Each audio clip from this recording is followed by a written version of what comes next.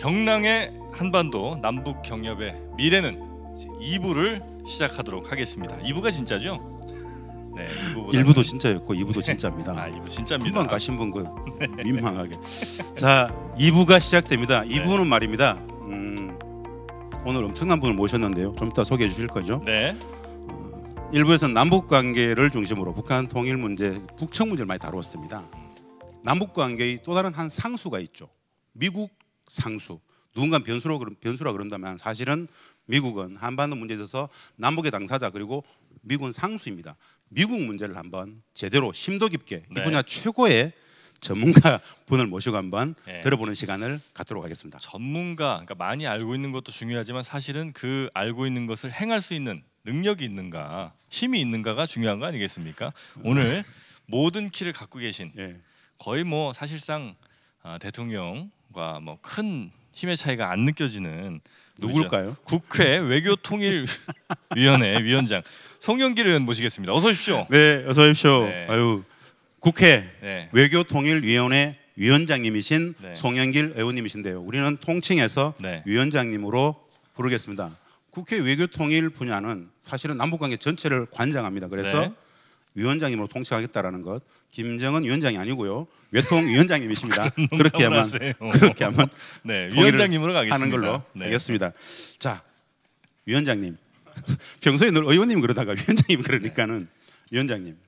다들 이야기합니다. 위기다. 파국이다. 국회 외교통일위원장님으로서 느끼는 최근의 이 남북관계 위기 내지는 북미 교착. 누구보다도 좀 깊이 있게 통찰하고 계실 것 같아요. 기대가 되는데 위원장님께서 바라보시는 현재의 위기 어떻게 보시는지 한번 듣고 싶습니다. 네, 뭐 우리가 흔히 하는 말로 위기는 기회다는 얘기도 하는데 그만큼 절실하게 이것을 좀 풀어야 될 그러한 상황이 다가오고 있는 것이다 이렇게 생각이 들고요. 이번에 남북연락사무소를 북이 이게 파괴를 했는데 너무 가슴 아픈 일이고 있어서는 안 될 일인데 또 그만큼 이것을 문제를 또 풀 수 있는 여지를 또 만들어 준 거잖아요. 그게 이제 김정은 위원장이 추가적 군사 조치를 요구하고 또 김여정 부부장이 담화를 통해 DVD를 받고 싶다. 아니, 사서 쓰면 되지 왜 그걸 받고 싶다는데 그 바꾼 것도 김정은 위원장 허락을 받아서 내가 요청한다. 제가 얼마 전에 브래드 셔먼 미 그 아태 소위원장하고 내가 화상 할 때. 도 그랬고 또 코리 가더너라고 미 상원 아태 소위원장이 있습니다. 화상 대화를 하면서 제가 제안을 했어요. 김여정을 워싱턴 DC로 초청해라. 진짜 잘하셨습니다. 지금 가겠다는 복선 아니냐? 이게 해법입니다. 초청해라 김여정. 김정은과 트럼프가 만나는 것은 부담스러울 수가 있습니다. 여러 가지로 북 입장에서도 그렇죠. 트럼프의 재선 여부도 불확실하고 또 뭔가 구체적 성과가 없이 만나기도 어려우니까 김여정을 딱 불러서 이방카를 만나든지 뭔가 아무튼 이런 얘기를 듣고 싶었어요. 아니면 제가 이런 제안도 있어요. 이방카가 서울에 와서 김여정을 불러서 여기서 만나든지 코로나 때문에 어려우면. 그래서 저는 김여정과 이방카의 만남이 돌파가 될 수 있다 이렇게 생각합니다. 그렇게 저는 해보자고 양쪽의 분위기를 제안은 했는데 제안이 받아들여졌습니까? 지금 아마 고려 중으로 알고 있습니다. 폼페오 측에도 전달이 됐고 힘 있는 분이 달라요. 브래드 셔먼 아태 소위 위원장은 2019년 당시에 미 하원 아태 소위 청문회 갔을 때 만났었는데 계속 만났죠. 그때만 하더라도 굉장히 개성난 절대 안 된다는 이야기 막 했단 말입니다. 이번에 그 의원님께서 화상으로 네 분이서 하셨지 않습니까? 그때 그런 제안을 하셨다고요? 그렇습니다. 종전평화협정에 대해서 나름 코리 가드너한테 코리 가드너한테 그런 얘기했다고요? 그 두 사람이 갖고 있는 남북 혹은 뭐 남북미 관계에서의 그 위상이나 역할이 뭡니까? 정확히 왜냐하면 이제 일반 시청자분들은 잘 모르실 수 있으니까 그 두 분에 대해서 약간만 좀 설명을 해주신다면요. 뭐 어떤 두 사람? 예를 들면 코리 가드너하고 코리 가드너는 공화당 소속이고 미 상원 그 아태 소위원장이고요. 브래디 셔먼은 민주당 소속이고 아마 미 하원의 외교위원장으로 아마 출마 선언을 해서 이번에 기존의 직전 미 하원의 대동아시아 한반도 문제를 담당하는 소위의 위원장이세요. 우리를 치면 국회의원인데 지금 우리 위원장님처럼 저 파트너가 될 수. 외통 위원장님처럼 네. 그런 역할을 미 의회에서 담당하는 사람이죠. 굉장히 영향력 있죠. 북한 관련된 문제에 있어서는 가장 또 힘이 있을 만한 분이시군요, 그분들이. 사실 제가 이 코로나만 아니면 미국으로 가서 직접 만났어야 되는데 네. 지금 안 되니까 이렇게 화상으로 지금 대화를 하고 있습니다. 위원장님은 왜 만나셔야 되는지 아세요? 그렇게 유창하게 영어를 잘 하는 사람이 별로 우리 국내 국회의원 중에 별로 없어요. 바로 되잖아요. 저도 가서 안 되는 영어 진짜 힘들었어요. 가셔야 됩니다. 영어 때문에 가셔야 되는 거예요? 진짜 중요해요. 미국의 국회의원들은 네. 그 상대방이 영어를 얼마나 쓰느냐에 따라서 사람을 평가해 버려요. 영어를 근데 왜 이렇게 잘하시는 거예요? 몇 개국을 하세요? 이게 4개국은 하시죠? 대화를 하니까 일단 근데 우리 보통 국회의원들이 네. 미 상원 같은 데 가잖아요. 네. 미 상원 의원은 딱 100명인데 대통령급입니다. 사실 만나기가 쉽지도 않아요. 네, 네. 근데 안 만나주죠. 만나야 30분 정도 하려 될 텐데 아버지 엄마 잘 계시냐 뭐 안녕하시냐 뭐 통역하고 끝이네. 통역하고 진짜예요. 잘해보고 사진 찍자면 끝나요. 실질적 대화를 할 수가 없어요. 시간이 짧으니까. 네네네. 그래서 세이브 타임. 네. 시간을 주려면 바로 그냥 통역 없이 영어로 해버려야 하고 싶은 이야기를 그냥 위원장님이 진짜입니다. 따를 수 있는 거죠. 미국 영어만이 아니고요. 중국어, 러시아, 불어 하여튼 파면 팔수록 독특해요. 글로벌 시대의 가장 최적의 지도자상이다. 이렇게 좀 저희가 정리하면 지금 되겠습니까? 편집장님께서 그렇게 몰아가는 거예요. 저는 질문으로 돌아가겠습니다. 오늘 주제가 네. 진짜 외교 파트에 관해서는 아마도 위원장님만큼 국회의원이지만은 어느 학자 못지않게 어마어마한 해안을 갖고 계시지 않습니까? 현 정부 초대 동부가 그때 위원장도 하셨었고요. 북방의 힘이 위원장도 하셨었고요. 이 책도 써졌었어요. 제가 학자입니다만은 이 책 읽고 느꼈던 것. 둥근 것이 강한 것을 이긴다. 네. 우리 시청자분들 이 책을 제가 한번 권하고 싶습니다. 오늘 책 팔로 나온 건 아닌데요. 이 책을 보고 있으면은 네. 대한민국의 외교가 대부분 다 보여요. 질문을 하기 위해서 이 책을 제가 들었는데요. 여기에 보면 이 질문이 이런 거예요. 한미 관계를 전망과 관련해서 주체적 가치 동맹으로 진화시켜야 된다. 기존의 현재 한미 관계는 종속 관계고 그렇기 때문에 진정한 동반자 관계로 가야 된다고 말씀을 하셨어요. 최근의 위기 관련해 가지고도 한미 관계에 너무 치우쳐 가지고 북한 문제를 풀려고 했다. 또 남북 공조도 좀 필요했던 거 아니냐라는 지적이 있어요. 거의 부합되는 이야기 같은데 어떻게 평가하시는지요? 저는 이런 자세가 필요하다고 봐요. 미국 국회의원 중에 네. 평양에 가본 사람이 별로 없잖아요. 거의 없어요. 나는 지금 개성공단을 5번, 평양을 2번, 그리고 나진 핫산까지 갔다 온 사람이에요. 나진 하산은 진짜 간 사람이에요. 나진 핫산은 거의 가본 사람도 없어요. 네. 제가 미국 상원 하원원들 만나서 쭉 북한에 갔다 온 이야기, 북한 사람 만날 이야기 너무나 신기합니다. 네. 남북 문제를 미국인들보다 우리가 훨씬 잘 알잖아요. 그 사람들 또 통역을 해야 되잖아요. 당연히 그렇겠죠. 예를 들어서 네. 뭐 할머니 곰탕 그러면 깜짝 뭐 할머니 뼈 해장국 그러면 뭐 할머니 뼈로 해장국을 만들어 이거 갑자기 또 어떻게 아재 개그를 하고 그러세요? 네. 아니 어떻게 영어로 해석을 하겠어요? 없습니다. 그거 안 됩니다. 아니 그러니까 통역 없이 네. 북과 대화할 수 있잖아요 우리는. 그렇죠. 그리고 그렇죠. 그들의 말의 뉘앙스, 네. 체면 문화, 그 소위 리드 비트윈 라인이라 그러잖아요. 이 네. 행간을 읽을 수 있는 능력이 우리는 있는 거잖아요. 그래서 항상 우리가 같은 동맹 국가인 친구인 미국 네. 사람들을 설득하고 가르치고 이끌어간다는 자세로 가야 된다. 그런 변화시켜낼 수 있다고 저는 생각합니다. 근데 역할 분담도 해야 되고. 종속 아까 말씀하신 것처럼 종속 관계가 아닌 이제 대등한 관계로 가야 된다는 진정한 건. 동반자 관계. 근데 그건 이제 우리가 당연히 그렇게 해야 된다는 당위의 문제인데 현실에서도 정말 그게 되느냐? 예를 들어서 됩니다. 미국과 대등한 관계로 있는 예를 들면 뭐 경제 규모가 훨씬 많이 차이 나는 나라라든지 뭐 이런 데가 많지는 않을 거 아니에요. 아닙니까? 됩니다.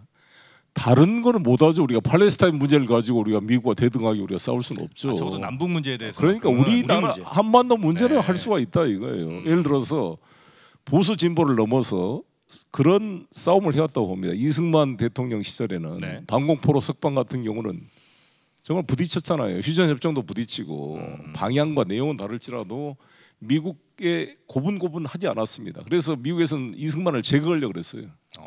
맞죠.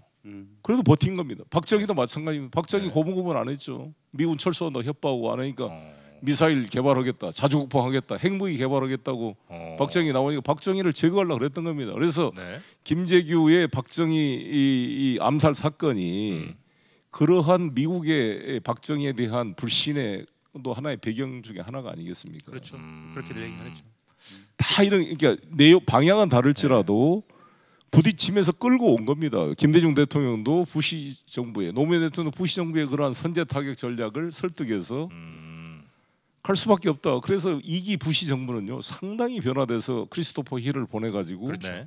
실질적인 이 소위 말하는 2005년도 9.19 비핵 성명을 만들어낸 거잖아요. 9.19 비핵 공동성명. 그 대단한 일입니다. 미국의 일반적으로 이제 많은 분들이 생각하실 때는 우리가 뭐 되겠어 이제 이런 생각들 많이 하실 텐데 그러면 정말로 그 말씀하신 것처럼 대등한 관계로 가기 위해서 우리는 그럼 어떻게 하면 됩니까? 그냥 말씀하신 것처럼 들이받는 거예요? 아니면 뭐 어떤 논리를 통해서 그들 설득하는 겁니까? 그렇죠. 논리를 가지고 설득을 하고 네. 또 우리가 가지고 있는 힘이 있잖아요. 어떤 우리 힘이죠? 대한민국이 세계 지금 10대 경제 그렇죠, 대국에 그렇죠. 들어가고 우리가 네. 미국한테 지금 사주는 상품이 얼마입니까? 무기 사주는 게 얼마고 만만치 않습니다. 200만 재미동포가 또 있고. 실제로 이제 편집장님께서 이제 네. 이런 질문하는 게 우리 국민들의 보편적인 인식인데 정서인데 네. 심리적으로 우리는 약소국가야. 우리가 감히 한미 관계 속에서 미국에 대해서 할 말 할 수 있겠어라는 사실은 대의존적 사고 자체 묶여 있었죠. 네네. 이걸 과감하게 탈피할 수 있다라고 말씀하시는 게 위원장님의 지론이시죠. 트럼프 대통령한테도 그거 잘 통할까요, 근데? 저는 할 수 있다고 봅니다. 할 수 있습니까? 예. 네. 그러니까 물론 여러 가지 부딪힘이 있지만 네.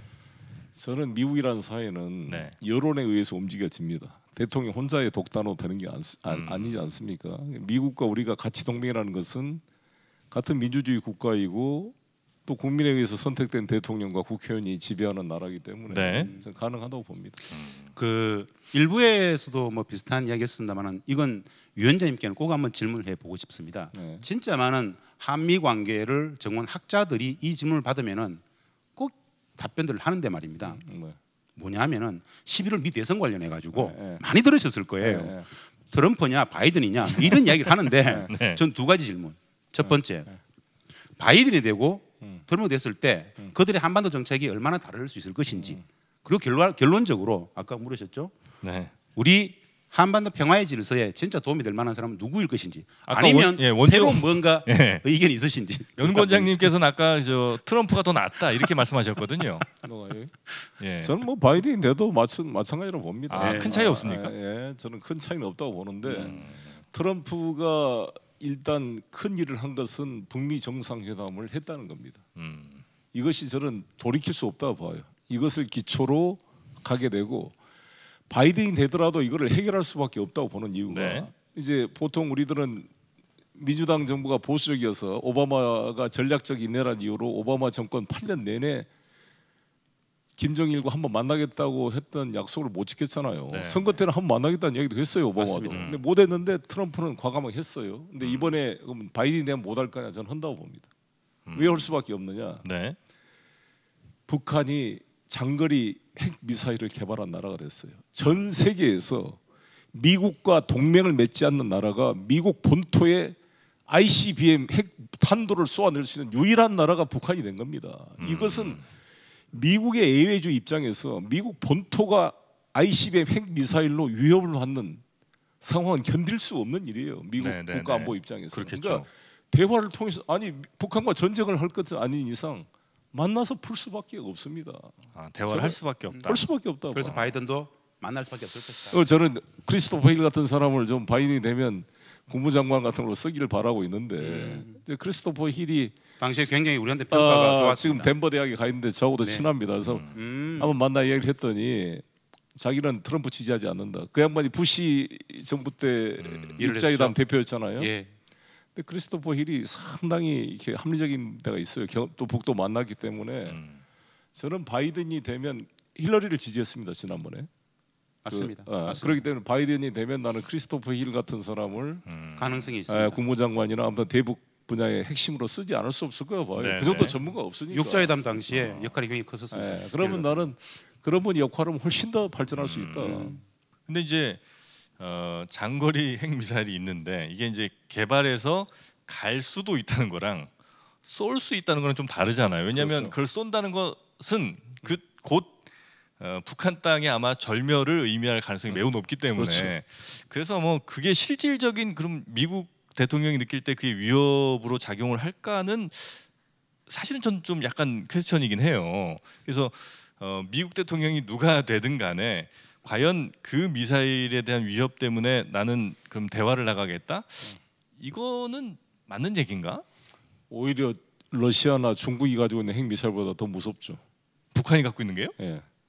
북미는 전쟁 왜냐하면 중이잖아. 중국과 러시아는 미국과 정상적인 국교 관계에 있는 나라 아닙니까? 예. 통제가 되는 나라들 아니에요. 통제 안 되는 나라에 핵미사일 한두 통제 개만 안 있어도 되잖아요, 여기는. 그래서 전쟁 상대방이 전쟁 중에 대화를 나갈 수밖에 없다. 현재 항상 미국 애들이 쓰는 말 테크니컬리 워라 그래. 그러니까 법률적으로 지금 전쟁 상태잖아요. 휴전 네, 협정이 네, 네. 아미스티스 이게 평화 협정이 아니라고요. 지금 네. 러시아나 중국은 다 국교가 정상화 됐어요, 미국하고. 그러니까 이것은 전쟁 상태인 적성 국가가 미국에 대해서 ICBM을 가지고 있는 유일한 나라라니까요. 자, 그렇게 지금 그건 그렇다 치고 그러면 미국 대통령이 누가 되든 사실은 뭐 제일 중요한 게 한반도의 평화라든지 뭐 북한의 인권 이건 사실 아닐 거 아니에요. 그러니까 미국의 국익이 먼저 그렇죠. 일 가능성이 대단히 높은데 그럼 미국의 국익이 첫 번째는 뭐냐? 한반도가 지금 정도 상황을 유지하면서 어느 정도 약간 갈등도 하고 반목도 하면서 뭐 서로 좀 무기도 좀 사주고 그러니까 우리나라 무기도 좀 많이 팔아주고 이게 오히려 미국이 생각하는 더 경제적인 국익이라면 굳이 한반도 평화를 원하지 않을 가능성이 좀 높진 않습니까? 그러니까 제가 말씀한 대로 그게 핵무기 때문에 안 된다 이거죠. 그러니까 아까 말한 이게 때는, 소위 지금 ICBM이 아니냐 논란이 있습니다만 장거리 미사일 그러니까 소위 8,000km, 이게 10,000km까지 날아가는 게 되면 캘리포니아를 넘어서 동부까지 갈 수 있는 이런 이 대륙간 탄도탄이 만들어진 것을 어떻게 미국이 견딜 수가 있겠어요. 거기다가 지금 이제 SLBM이라고 네. 잠수함에서 쏘는 이게 나오게 되면은 이건 뭐 사드도 뭐 요격이 안 되는 거잖아요. 바다로 가게 되면 그런 시제 SLBM을 만약에 미국까지는 안 가더라도 일본이나 오키나와 기지나 괌 같은 기지를 타격할 수 있게 되면 심각한 거죠. 우리 이 방송을 이제 시청하고 계시는 분들한테 이제 똑같은 이해를 도모하기 위해서 말씀을 좀 드리면요. 북측이 늘 주장했던 것은 미국과의 70년 전쟁을 못 끝내고 있기 때문에 전쟁 중이기 때문에 예전에는 미국이 일방적으로 자신들을 군사적으로 공격할 수 있다라는 그런 자신들의 군사적 공포감이 있었는데 전쟁 중에 우리도 미국 당신들을 때릴 수 있기 때문에 이미 우리는 완비가 됐어. 그러니까 좀 더 안정적인 평화협정을 체결하자라는 식으로 미국을 압박하고 있다라는 표현들을 때문에 말씀을 드리는 겁니다. 자, 여기서 주제를 한번 바꿔가지고요. 네. 거의 뭐 학자적 수준에서 공부를 하시고 외교 전략을 짜시잖아요. 제가 책 도보가면서 나왔던 재밌는 개념이 하나 있어요. 반도 세력론. 반도 세력론. 저는 보면서 진짜 맞다. 패러다임의 전환, 우리의 인식의 전환, 이 반도 세력론에 대해서 이 유튜브를 청취하고 계시는 분들한테 송영길의 반도 세력론은 뭐다라고 좀 설명을 잠시 좀 해주시면 좋겠습니다. 제가 이 개념을 꺼내게 된 게 전광훈 목사가 이제 전광훈 목사요? 갑자기 전광훈 목사가 나왔어요. 태극기 부대 예. 구속영장 실질 심사를 받으러 갈 때 한 인터뷰를 동영상을 봤어요. 우연히 봤는데 그 내용이 뭐냐? 자기가 왜 문재인을 끌어내리려고 그러냐? 왜 문재인 하야를 주장하는가? 그 이유를 우리 대한민국은 예부터 해양 세력인 미국, 일본과 연합을 해서 대한민국을 만들어서 여기까지 왔는데 문재인이 대통령이 돼서 대륙 세력인 중국, 러시아, 북한과 협력해서 대한민국을 무너뜨리려고 그런다. 그러니까 내가 문재인을 끌어내야겠다. 이제 이런 논리입니다. 그래서 저는 이제 마음이 좀 아팠는데 우리가 대륙 해양 어느 쪽에 꼭 줄 서서 살아야 된다는 이런 항상 그 똘마니 생각을 하냐고요. 그러니까 우리가 코리아 포스트, 우리가 중심이 돼서 대륙이든 해양이든 필요할 때 우리가 연합하고 협력하는 거 아닙니까? 맞습니다. 그래서 저는 반도 세력론을 만들어 보자. 반도 세력이 중심이 돼서 해양과 대륙을 포섭하는 나라, 그 나라 신뢰가 로마 제국이다. 이탈리아 반도가 반도 세력으로 지중해 해양 무역을 하고 갈리아와 게르만의 대륙과 중계 무역을 통해 정말 천년의 로마 제국을 만들었지 않았는가.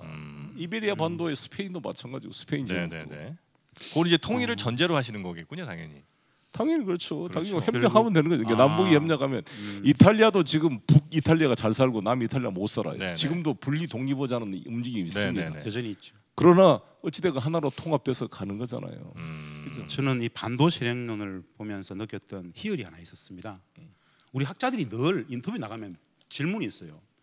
이런 질문 많이 들어보셨을 거예요. 네. 미중이 패권 경계에 들어가 있습니다. 우리는 하나를 선택해야 돼요. 안보적인 관점에서 미국이냐 경제는 중국이냐 하나 양다택일 하세요. 이따위 질문을 해요. 네. 미국이냐 중국이냐 이게 말이 되냐 말입니다. 진정을 좀 하시면 어떨까 아니 하는 생각이. 열받아서 그래요. 열받지 않습니까? 아니, 대한민국 국익 중심으로 저는 미국일 수도 중국일 수도 있는데 아, 저 아시다시피 저 민주당 국회의원 5선 의원인데 네. 제가 어느 파벌에 네. 들어서지 않고 항상 송영길의 이름으로 지금까지 정치를 해왔습니다. 네. 부족하지만 하나 어느 편이냐 맨날 평가를 하려 그러잖아요. 부족하지 파벌로 않습니다, 만들어서. 의원님. 네. 왜 자꾸 부족하다고 그러세요? 뭐라고요? 부족하지 않아요, 위원장님. 그래서 네. 항상 무슨 민주당의 뭐 당권 경쟁하면 뭐 친문이냐 아니냐 비문이냐 뭐냐 친박 옛날에 주박이냐 주박 야박이냐 뭐 이런 말이 많잖아요. 진박. 진박이냐 뭐 병아리 뭐 순놈 안놈 가르는 것도 아닌데 저는 간별사처럼 막 간별을 네. 하지 말아라. 제가 이제 그 학자로서 이제 이 반도 세력론을 보면서 느꼈던 제 희열은 뭐였냐면요.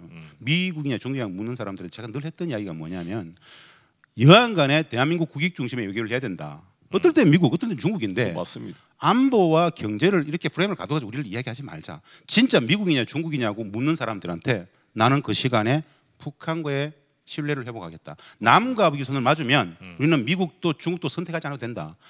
우리가 분단되어 있기 때문에 미국이냐 중국이냐는 이런 말도 안 되는 질문을 받는데 네. 남북 관계를 회복하고 평화로 가게 된다라면은 진짜 반도 세력이 되면은 동북아시아에 있어서의 이탈리아가 될 수 있고 로마가 될 수 있죠. 그 이야기가 또 일맥상통하더라고요. 더구나 우리 네. 그렇잖아요. 지금은 냉전이 무너졌잖아요. 네. 소비에트 연방공화국이 무너졌습니다.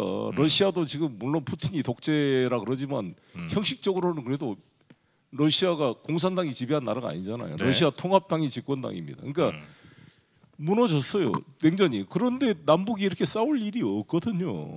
협력할 수 있는 조건이 된 거예요. 네네. 왜 다시 신냉전으로 돌아가서 대륙 해양으로 항상 가려고 그러냐. 근데 이제 그 아까 말씀하신 미국이냐 중국이냐 선택이라는 건 사실 우리가 그냥 자발적으로 하고 싶어서 하는 게 아니고 선택을 강요를 받죠. 예를 들면 화웨이 니네 쓸 거 안 쓸 거야라고 강요를 받을 때 그때 선택은 해야 된다는 거죠. 그때 선택이 중국의 화웨이가 될지 아니면 미국의 뭐 또 다른 라인이 될지는 이제 어쨌든 선택을 안 할 수 없는 상황인데 선택을 해야 되는 거 아닙니까? 그러니까 네. 일부러 그런 상황을 자기가 자초해서 만들려고 왜 발버둥을 치냐 이거죠. 우리가 왜 만들겠어요? 아니, 그러니까 우리가 만드는 경우가 있어요. 보통 우리 조중동 신문가 때 봐보세요. 미리부터 언론들에서. 난리를 네. 칩니다. 이 난리를 모든 쳐요. 프레임은 사실은 미리미리 미국이나 알아서 그냥 기는 그런 일들이 많거든요. 이 정도 표현하시죠. 저는 좀 적나라하게 말씀드릴게요. 하세요. 미국이나 중국이 강요하지 않고 네. 우리 내부에서 강요를 해. 진짜 열등 빨리 줄 서라고 막 내부에서. 아 그렇습니까? 아니 뭔 일이 생각해 보십시오. 미국하고 우리 대한민국하고 무슨 의견 차이가 나면 대한민국 대통령을 힘을 줘서 좀 미국과 교섭력을 갖도록 해야 될 거 아니에요. 네. 근데 빨리 미리 선택하라고. 너 왜 이렇게 한미 외교 파탄 무슨 뭐 난리를 내잖아요. 예를 들어 방위비 협상하는데 미군이 철수할지 모른다고 미리 막 우리 대표의 교섭력을 막 내부에서 무너뜨리잖아요. 네네네. 아니 철수하려면 하라는 배짱을 가지고 교섭하자고 내가 한마디 했더니 송영길이 미군 철수 무슨 명분조 막 이런 식으로 나를 그 공격하면 의원이 누굽니까? 그런 보수 언론들이 실명 보수 언론이 보수 언론. 이게 제가 이러거든요. 오히려 미군이 임대료 내놔라. 네네. 아니 444만 평 평택 그 험프리 기지가요. 네네네. 세계 최고로 좋은 기지입니다. 미군의 해외 기지 중에 가장 대규모. 그리고 네네. 북경이 바로 코앞에 있어요. 거기서 미사일 쏘면 바로 북경을 바로 코앞에 들이고 있는 비수와 같은 위치에 있습니다. 그 요충 이제 줬는데. 그거를 돈 받아도 돈 낼 걸요 아마 미국이. 내가 돈 내라 그러면. 네네. 근데 그 철수하고 겁나서 빨리빨리 올려주자 이러면 되겠어요? 우리 스스로 올려주자 그러잖아요. 최근에 네. 독일 메르켈 총리 저는 속으로 진짜 부러웠어요. 주동 미군 뭐 1만 얼마 15,000명 뭐 네. 축소한 다음에 네. 메르켈 총리가 데리고 나가라. 저는 미국, 독일 국민의 25%가 완전 철수 주장하고 있고요. 네. 동의하고 있고 진짜 지금 철수는 괜찮다가 40%가 넘습니다. 안 된다가 30 몇 프로. 네네네. 이 부분에 대해서는 우리 그렇습니다. 위원장님 같은 경우에는 예전부터 확고한 입장을 갖고 계시기 때문에 지금 우리가 막 흥분해서 막 진행하다 보니까 네. 정영진 편집님께서 질문할 걸 놓쳤어요. 돌아가가지고 요거 좀 질문 좀 해주세요. 아니 하고 싶은 거 있으면 하세요. 왜 나한테 그래요? 역할 분담이 돼 있어가지고. 알겠습니다. 그럼 뭐 한번 일단 준비된 질문 한번 좀 해보겠습니다. 자, 개성공단 중단 4년에 금강산 뭐 남북철도 도로 등이 지금 다 막혔는데 이 굳게 닫힌 남북 경협의 미래는 이건 또 어떻게 풀어가야 되느냐, 또 풀어갈 방법을 또 우리 위원장님 갖고 계셨습니다. 위원장님께서 풀어주세요. 그렇죠? 해봅시다.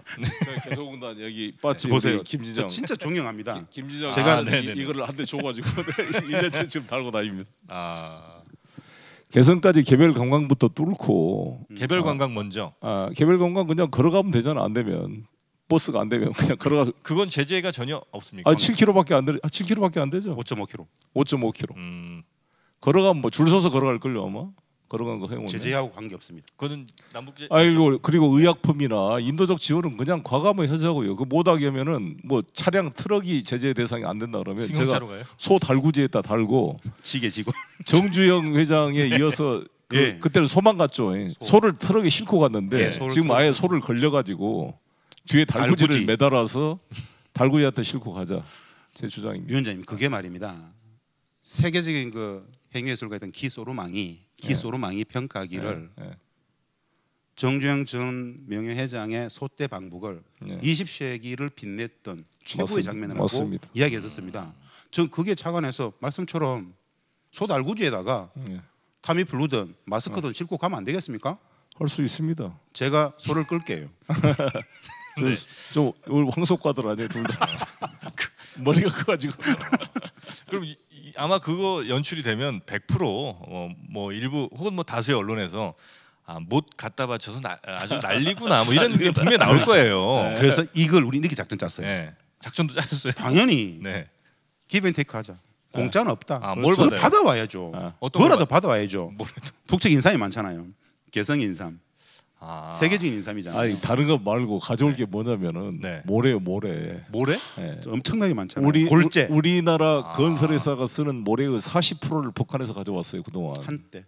김대중 노무현 정부 때는. 네네. 이명박 박근혜 정부 때 다 차단이 돼 버리니까. 네네네.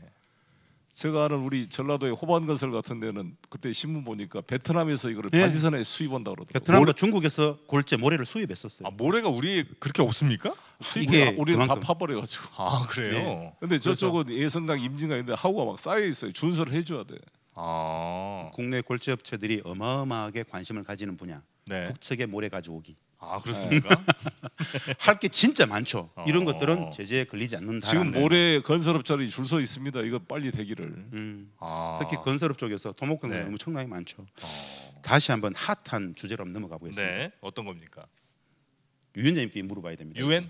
위원장님께 여쭤봐야 됩니다. 위원장님께. 네. 제 질문 파트이기 때문에 새로 구성된 외교 안보 라인 시급한 과제와 오늘의 주제 관련해 못다 하신 말씀이 좀 해주십시오. 외교안보 라인 이번에 외교안보 라인 결정했지 않습니까? 거기에 대한 평가 그리고 어떻게 잘해야 된다 뭐 이런 이야기.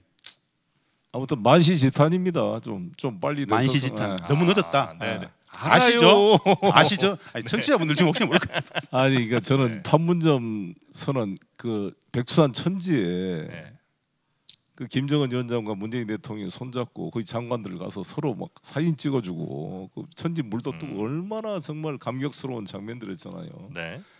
그 뒤로 저는 CVID를 했어야 된다 이렇게 주장. CVID가 완전하고 검증 가능하고 돌이킬 수 없도록 핵을 폐기하자 이게 CVID 맨날 미국 사람들이 강조하는 거잖아요. 네. 그걸 거꾸로 남북 간에 돌이킬 수 없도록 완벽하게 증명 가능하게 교류 협력을 강화시켰어야 된다는 거죠. 그때 돌이킬 수 없도록. 그게 너무 아쉬우시군요. 너무 아쉬운 거죠. 그때 그냥 너무 하노이 회담이 성공할 줄 알고 눈치 보느라고 몸조심하면서 우리가 스스로 통제를 했어요. 개성공단도 못 가게 하고 우리 쪽에서. 저도 그거 잘 될 줄 알고 대북주 샀다가 망했잖아요. 대북주? 네. 그러니까. 대북주 샀다가 혼났습니다. 그래서 제가 이인영 장관님한테 이번에 청하고 나서 뭐든지 우리 쪽에서 막아서 안 되는 일이 없도록 합시다. 이제 통일부는 북에서 뭐 막아서 못 갈지 모르지만 우리 쪽 할 수 있는 건 무조건 이쪽에서는 네. 가능한 허가를 해서 돌파를 해보자. 당장 해야 될 게 뭐냐면 네. 이게 또 뭡니까? 제가 이걸 하나 가져왔. 이건 비출 수 있겠습니까? 예, 저 이야기 해놨습니다. 이게 비스켓. 이게 비스켓 시리얼입니다. 시리얼. 근데 시리얼을 이게 월드 푸드 프로그램이라고 WFP 세계 식량 계획이라는 세계 곳인데 네네네. 세계 거기서 지금 평양이나 북한 땅에 5세 이하 어린이들과 임산부 그다음에 영유아. 젖먹이를 먹이는 그 산모들에게 공급하는 겁니다. 영유아 지원 사업이네요. 영유아 지원 사업입니다. 이게 그러니까 WFP가 이거를 계속 매년 5천만 달러, 그러니까 약 500억쯤 되죠. 규모로 이걸 해왔는데 작년에는 돈이 모금이 안 돼가지고 2,300만 달러밖에 못했어요. 네, 근데 네, 우리나라가 800만 달러를 지원했습니다 작년에. 네. 근데 올해는 코로나 때문에 더 안 돼가지고 1,200만 달러밖에 모금이 안 됐대요. 그래서 우리나라가 1,000만 달러 정도를 매칭으로 지원해 달라는 겁니다. 아니 다른 나라가 1,200만 달러를 지원하는데 같은 민족끼리 반은 지원해야 되지 않겠습니까? 예. 저건 어떻게 뭐 이 보면 어떻게 봤냐면 보니까 예. 내가 월드 푸드 프로그램 그 대표 들어보니까 이렇게 시리얼 원료를 가지고 가서 여기 평양에 있는 공장에서 이렇게 만듭니다. 네. 만들어 보냈는데 이게 이제 우리 보수객 분들은 이렇게 만드는 건 좋은데 이게 과연 5세 이하 영유아한테 갈 거냐? 이게 또 네네. 군인들한테 가는 거 아니냐 염려가 있을 거 아니겠어요? 네. 그래서 내가 이 대표가 인도 분인데 월드 네. 푸드 프로그램 대표입니다. 근데 이분이 실제 지금 평양에서 거주하고 있어요. 네. 평양에 직원들이 한 그 현지 직원까지 한 50명이 있습니다. 월드 푸드 프로그램이. 네. 감시하시는 5단계 모니터를 다 합니다. 아. 다 인터뷰하고 이거를 뺏어 먹으면은 민심이 유지되겠어요. 북한에서 말이 안 되죠. 이거 네. 이 아무리 결국- 감옥 같은데 나도 감옥 생활 해봤지만 감옥에서도 누가 사형수 오늘 사형 집행됐다 그러면요 다 교도소 감방마다 소문이 금방 퍼집니다. 아무리 북이 통제된 사회라 할지라도 네네네. 유엔에서 이렇게 지원한 프로그램을 애들 갖다 줬는데 그걸 줬다가 다시 뺏어서 군인 갖다 주면 그게 유지가 되겠습니까? 예. 그 사회가. 그렇게 위원장님 말씀은 청자분들 WFP 세계 식량 계획이 사실 오랫동안 네. 세계 식량 계획이 전 세계 모금을 내 가지고 북측의 5세 영유아 지원 사업 그리고 그 모유 수유해야 되는 어머니들, 젖먹이 어머니들 이들을 위해서 시리얼 우리 비스켓입니다. 저것을 세계 식량 계획이 모금을 자체 모금을 내서 지금까지 지원을 했는데 코로나 상황 속에서 원래는 1,200만 달러밖에 이렇게 안 모였다고 합니다. 관련해서 우리가 직접 주는 것도 아니고 전 세계 많은 나라 사람들이 함께 모금하는데 우리도 정부가 관심을 가지고 도움을 좀 동참을 했으면 좋겠다. 네. 이런 취지의 말씀. 5천만 달러 사업이면 나는 3,800만 달러 줘라 이런 입장인데 그걸 겁나서 못하고 1,000만 달러는 반이라도 좀 줘야지 같은 민족끼리 그러지 않습니까? 위원장님 같은 결단이 있으면 남북관계 다 풀렸을 겁니다. 반대의 논리는 뭡니까? 예를 들면 저게 군인들에게 가서 또 뭐 총불이 겨눈다 이런 거예요? 이런 게 다 퍼주기. 그렇죠. 그러니까 이게 모니터만 되면 보수적인 분들도 이게 반대 못할 거예요. 그렇잖아요. 네. 5세 이하 어린 애들을 반맥이자는 건데. 이건 세계 기구가 모니터하는 그렇죠. 거잖아요. 그렇죠. 그렇죠. 이건 또 이제 5단계 모니터. 아니 근데 이제 또 이런 논리가 있을 수 있죠. 저는 그 박상학이라는 분이 있잖아요. 대북 전단. 네네. 그분이 페트병에다 쌀을 넣어가지고 보내다가 그 막 그 강화도에선가 어디서 네. 주민들하고 막 싸운데 그 동영상을 내가 우연히 봤는데 동영상을 보면서 박상학 씨가 막 흥분해요 그러더라고. 너희들은 인간의 피가 흐르지 않느냐? 북한 동포들이 불쌍하지 않느냐? 이 페트병에 쌀을 보내는 왜 막아? 박상학 씨가 그렇게 얘기를 해요? 그렇게 얘기했어요. 막 그래서 내가 너무 의외인데요? 너무 감동을 했어요. 아 감동하셨어요. 야 같은 이렇게 동포애가 있구나. 페트병에다 쌀을 넣어서 이제 바다로 보내거든요. 아 그냥 이렇게 보내면 돼요. 그렇게 페트병에다. 아 굳이 페트병에 쌀. 그렇죠. 그 제대로 바다로 가면 괜히 바다만 오염하는데 아, 이렇게 네네. 보낼 수 있는 거를 왜 막냐고 이게 공식적으로 보내는데 단지 이게 진짜 갈 거냐에 대한 의문이 있잖아요. 근데 모니터를 국제 기구가 하는데 그러지 않겠어요. 그래서 저는 과감하게 보내자. 그리고 이게 이 월드 푸드 프로그램 내가 보고서를 보니까 마음이 아픈 게 지금 약 1,000만 명 정도, 약 40% 이상이 지금 영양 부족 상태이고 북한 거기다가 어린이들이요? 예, 북한 주민 전체가. 전체. 그리고 이제 막 태어나서 1,000일, 딱 1,000일이 아주 결정적 시기인데 그때 영양 공급이 안 되면 뇌가 발달을 못 합니다. 성장 발育 시기 맞아요. 지금 실제로 우리 아이들 남쪽 아이들과 북쪽 아이들 뇌를 촬영을 해보면 뇌 크기가 적어요 더. 뭐 신장 크기는 10cm 이상 쳤고. 네. 그러니까 나중에 통일됐을 때 생각해 보십시오. 내 딸이 지금 175cm입니다. 내 딸이. 우리 아들이 180이에요. 아니 내가 182cm. 아빠에 비해서 좀 많이 큰 거예요. 그러니까 네. 통일돼가 우리 아이들 세대가 통일될 거 아니에요. 통일돼서 네. 만났는데 키가 10cm, 20cm 적어요. 키 큰 애를 보고 그럴 거 아니야. 우리 배고플 때 니 잘 먹었구나. 이 우리 같은 민족의 통합을 어떻게 해나갈 겁니까? 그래도 배고플 때 우리가 너희들이 줘서 우리가 컸다. 우리가 지금 어렸을 때 미국에서 그 밀가루 빵 준 거 나도 먹었거든요. 미국에 대해 고마워하잖아요. 그때 어찌됐건 빵바구리 6교시 끝나면 빵 나눠줬어요 간식으로. 그 시절 밀가루 빵. 그거 누가 하나 뭐 없어졌다고 막 싸우고 막 난리나. 그 고마움이 있잖아요 미국에 대한. 북도 그럴 거 아니겠어요. 그 우리 둘이서 진행을 하다가 어떻게 진행해 갔는지 시간이 지금 큰일 났네. 왜요? 저는 위원장님 오늘 주제가 결국 파국적 남북관계 위기를 어떻게 극복할 것인가가 이제 최종 결론적인 대답을 들어봐야 됩니다. 위원장님은 우리 대한민국 국회의 외교통일위원장님이시지 않습니까? 현재 교착 국면 속에서 우리 국회의 역할과 정부의 역할, 시민사 역할이 좀 있을 거라고 저는 봅니다. 나름 해법과 관련해서 저는 마지막 말씀 한번 여쭤보고 싶습니다. 일단 국회가 해야 될 것은 지금 논란이 됐던 대북전단 살포 때문에 이런 일이지. 물론 이것은 빙산의 일각이지만 이게 촉발의 계기가 된 거기 때문에 이 대북전단 배포 금지 법안을 제가 지금 법안 내서 현재 상정을 했습니다. 지금 이제 안건 조정 심사위원회 넘어가 있고요. 그래서 북이 저는 정부 당국과의 대화를 않겠다고 선언한 상태에서 우회적으로 국회나 이런 시민단체를 통해서 우회적인 통로를 열어보려고 지금 노력을 하고 있고 또 그렇게 계기를 만들어야 한다 이렇게 생각합니다. 그리고 이제 아까 말씀한 대로 북미 간의 교착 상태가 저는 이방카와 김여정이 만남이 꼭 실현될 수 있다고 보고 그게 좀 되도록 저는 의견을 여론을 좀 만들고 있는데 그렇게 되면은 또 하나의 계기가 만들어지지 않을까 이렇게 생각합니다. 일단 인도적인 지원 부분에 있어서는 사실 뭐 국제적인 제재도 없는 거고 하니까 그건 일단 당연히 좀 풀어야 되는 거고요. 말씀 좀 듣다 보니까 그리고 그 뭐 정치 좀 윗부분에서 풀어야 될 거는 이방카와 김여정 그렇게 좀 하고 그러면 우리가 그 상황에서 할 수 있는 것 예를 들면 인도적인 지원은 뭐 국회에서 결정하고 하면 할 수 있을 것 같고 예를 들면 북한과 미국의 뭐 정상 혹은 그 바로 아래 사람들이 만날 수 있도록 우리가 좀 주도적으로 뭐 할 수 있는 게 있습니까? 아무튼 물 밑에서 하고 있습니다.